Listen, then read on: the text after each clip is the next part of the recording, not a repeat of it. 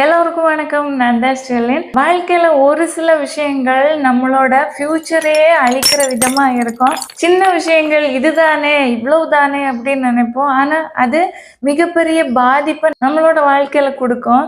அது என்னென்ன விஷயங்கள் அப்படின்னு பார்க்கலாம். First ego. ஈகோன்னு சொல்றது நிறைய பேருக்கு இருக்கும். ஆனா ஈகோ இருக்கிறவங்க தனக்கு ஈகோ இருக்கு அப்படின்னு ஒத்துக்க மாட்டாங்க.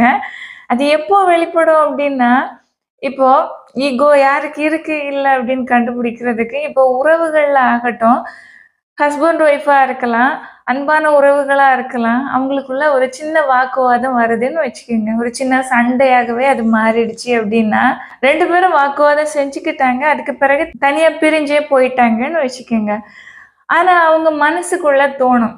நம்ம போய் பேசிடலாம். எதுக்கு இந்த சண்டைய வளர விடணும்? நமக்குள்ள சமாதானமா போயிடலாம் அப்படின்னு மனசுக்கு தோணும். ஆனா பேச மாட்டாங்க. அவங்க கிட்ட நேரடியா போயி, நான் கொஞ்சம் அதிகமாகவே பேசிட்டேன். இப்படி பேசியிருக்க வேண்டியதில்ல. சாரி அப்படின்னு உள்ள வார்த்தைய கேட்கறதுக்கு ரொம்ப தயங்குவாங்க. ஆனா பேச மாட்டாங்க. மனசுக்குள்ள நினைப்பாங்க, நம்ம தப்பு பண்ணிட்டோம். நம்ம கொஞ்சம் அதிகமாகவே பேசிட்டோம். கொஞ்சம் கம்மியா பேசியிருக்கலாம். அந்தந்த வார்த்தைகள் எல்லாம் நம்ம பேசியிருக்க வேண்டியது இல்ல. சாரி கேட்டுடலாம் அப்படின்னு மனசுக்குள்ள தோணும். அப்படியே சாரி கேட்கலாம் அப்படின்னு போகிற நேரம், அவங்கள பார்த்த உடனே நமக்கு என்ன தோணும் அப்படின்னா, நம்ம எதுக்கு சாரி கேட்கணும்? அவங்களும் கடுமையா பேசினாங்களே, ரொம்ப என்ன ஹர்ட் பண்ணிட்டாங்களே, நான் சாரி எல்லாம் கேட்க முடியாது அப்படின்னு மனசுக்குள்ள தனக்கு தானே ஒரு தடை வரும். அதுதான் ஈகோ. ஓகேவா? அதாவது விட்டு குடுத்து போகுறதுக்கு தோணாது. நான் பண்ணுனது கரெக்ட்டு தான். நான் எதுக்கு தாழ்ந்து போகணும்? எதுக்கு மன்னிப்பு கேட்கணும்? அப்படியெல்லாம் தோண வைக்கிற ஒரு மனநிலைமைய குடுக்குற அந்த நிலை தான் ஈகோ. ஓகேவா?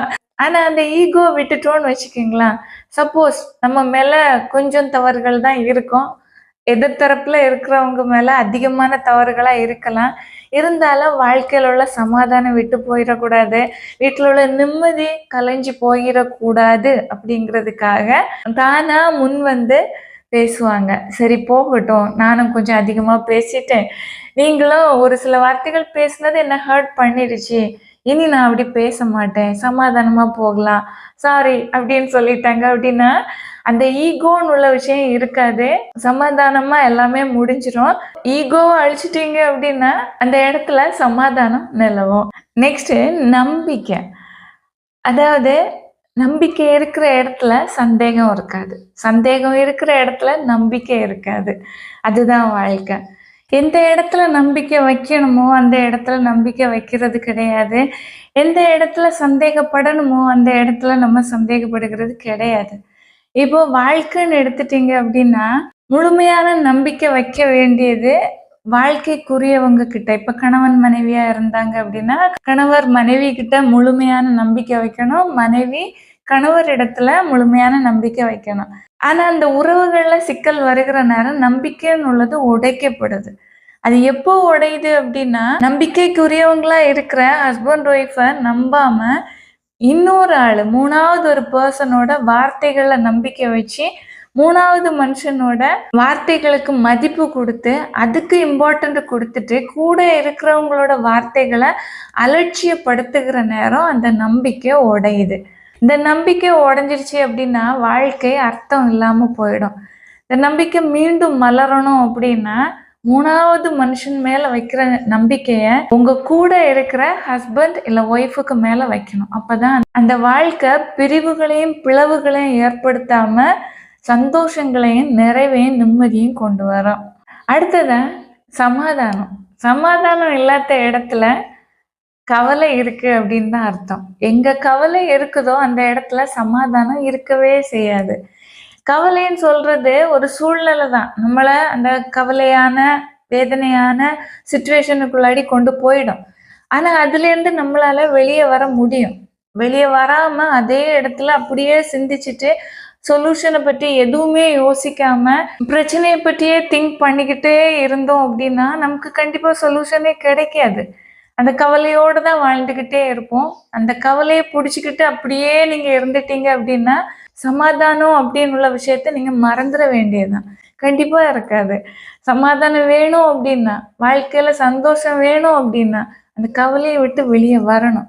இல்லாம நீங்க கவலையிலே வாழ்க்கையில அப்படியே வேதனையிலே இருக்கணும்னு நினைச்சு சொல்யூஷனை தேடாம இருந்துகிட்டே இருந்தீங்க அப்படின்னா கவலை தான் மேலோங்கி இருக்கும், வருத்தம் தான் மேலோங்கி இருக்கும். அமைதியோ சமாதானமோ எதுவுமே உங்ககிட்ட இருக்காது. அதனால உங்களை நீங்க மாத்திக்கணும். அடுத்ததா இப்போ அவசர உலகம். சாப்பாட்டுல இருந்து ஃபாஸ்ட் ஃபுட் எல்லாமே. ஆனா அதுல ஆரோக்கியம் இருக்கா அப்படின்றது 2வது விஷயம். ஆனா அவசரம் அவசரம் ஆகிருச்சு. எல்லாமே அவசரம். ஆனா வாழ்க்கையில அந்த அவசரம் ரொம்ப ரொம்ப ஹரிபரியா இருக்கவே கூடாது. ஓகேவா? அந்த அவசரம்னு உள்ள சூழ்நிலை இருந்துச்சு, அந்த மென்டாலிட்டி இருந்துச்சு அப்படின்னா, பிரசன்ட்டா உங்களோட லைஃப்ல இருக்கிற சந்தோஷத்த நீங்க முழுசா இழந்துருவீங்க. ஒருத்தங்க பக்கத்துல உங்களோட குழந்தையா இருக்கலாம், உங்களோட ஒய்ஃபா இருக்கலாம், உங்களோட ஹஸ்பண்டா இருக்கலாம். கூட உட்கார்ந்திருந்து பேசுறாங்க அப்படின்னா, அவங்களோட வார்த்தைகள பொறுமையா இருந்து கேட்கறதுக்கு கூட உங்களுக்கு அந்த பொறுமை இருக்காது. அவசரம் மட்டும் தான் இருக்கும். சொல்றத சீக்கிரமா சொல்லு, எனக்கு டைம் இல்ல, அங்க போகணும், இங்க போகணும் அப்படின்னு உள்ள அவசரம் தான் இருக்கும். ஒருத்தங்க கூட இருக்கிற உறவுகள் மனதுல இருக்கிறத வெளிப்படையா பேசுறதுக்கு, நான் உள்ளத்துல இருக்கிற வலி வேதனைகளை ஷேர் பண்ற நேரத்துல கூட எனக்கு நேரம் இல்ல அப்படின்னு ஓடுகிற ஒரு மனிதரா நீங்க இருக்கிறீங்க அப்படின்னா, நீங்க உங்களோட வாழ்க்கையில உள்ள பிரசன்ட்டா உள்ள சிச்சுவேஷனை நீங்களே அழிக்கிறீங்கன்னு தான் அர்த்தம். அது பிரசன்ட்ட மட்டும் இல்ல, உங்களோட ஃபியூச்சரையே அழிச்சிடும். வாழ்க்கையில அவசரப்பட வேண்டிய விஷயத்துல அவசரப்படலாம் அப்படின்னு சொல்லுவாங்க. ஆனா அது கூட சிந்திச்சு தான் செயல்படணும். அவசரம்னு சொல்றது கண்டிப்பா வாழ்க்கையில எல்லா நேரத்திலயும் ஒரே மாதிரி நல்ல முடிவுகளை கொடுக்கவே செய்யாது, அழிவுல கொண்டு விட்டுடும். குடும்ப வாழ்க்கையிலயும் சரி, அவசரம் அவசரம்னு சொல்லி கூட இருக்கிற உறவுகளோட எண்ணங்களையோ உணர்வுகளையோ புரிஞ்சிக்காத ஒரு அவசரம் உங்ககிட்ட இருக்குது அப்படின்னா வாழ்ற வாழ்க்கைக்கு அர்த்தமே இல்லாம போயிடும்.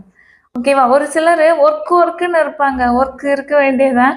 ஆனா ஒர்க்குன்னு இருக்கிற விஷயத்த, ஆஃபீஸ்ல உள்ள விஷயத்த ஆஃபீஸ்லயே விட்டுட்டு வந்துருங்க. வாழ்க்கைக்குள்ள கொண்டு வந்து கூட இருக்கிறவங்க கிட்ட அன்பா பேசாம, ஆறுதலா இருக்காம இருந்தீங்க அப்படின்னா, உங்களோட வாழ்க்கை உங்கள பின்னால ரொம்ப வருத்தமான ஒரு சூழ்நிலைக்கு கொண்டு தள்ளி விட்டுடும். எந்த இடத்துல, எந்த நேரத்துல எப்படி இருக்கணுமோ அப்படிதான் இருக்கணும். எல்லாமே நம்மளோட கையில தான் இருக்குது. ஒவ்வொரு சூழ்நிலைகளையும் நம்ம தான் அதுக்குள்ள ஸ்பேஸ் கொடுத்து ஒவ்வொரு நேரத்துக்கு ஏற்றபடி கொண்டு போகணும்.